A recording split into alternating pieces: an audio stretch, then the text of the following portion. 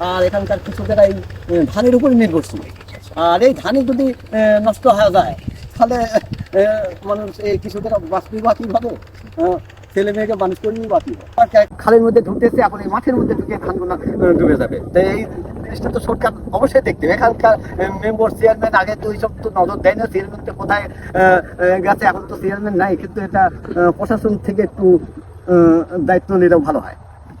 আমরা এখন আছি তাজপুর ইউনিয়নের জয়নগর গ্রামের বিলে।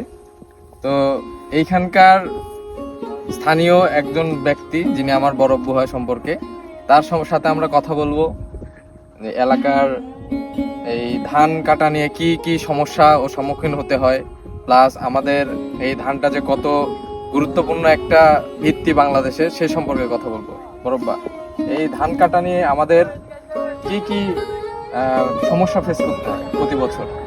প্রতি বছর যখন বৃষ্টি নামে আমাদের আমরা এই ধান তুলা কাটা নিয়ে খুব অসুবিধার মধ্যে পড়ি, সমস্যার মধ্যে পড়ি।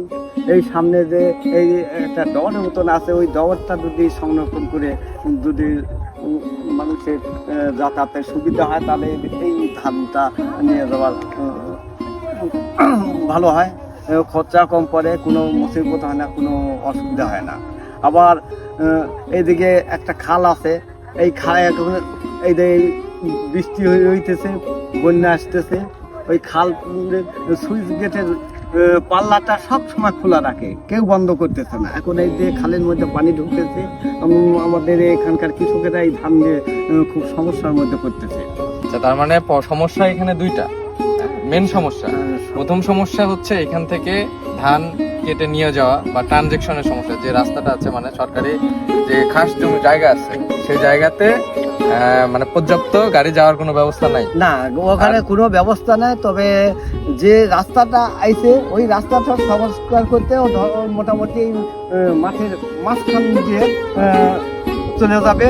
আর এদিকেও এই খালের যে পাটটা আছে এটা সংস্কার করলো এইভাবে এই গ্রাম ও গ্রামে লোকজন ধানটা ভালোভাবে নিয়ে যেতে পারে, কোনো সমস্যা হবে না।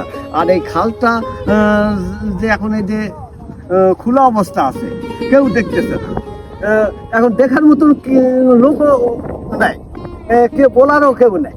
এখন এই পানিটা যদি এখন এই সময় বন্ধ করে না দেয় তাহলে তো নদীর এই পানি এই খালের মধ্যে ঢুকতেছে, এখন এই মাঠের মধ্যে ঢুকে ধানগুলো ডুবে যাবে। তো এই জিনিসটা তো সরকার অবশ্যই দেখতে হবে। এখানকার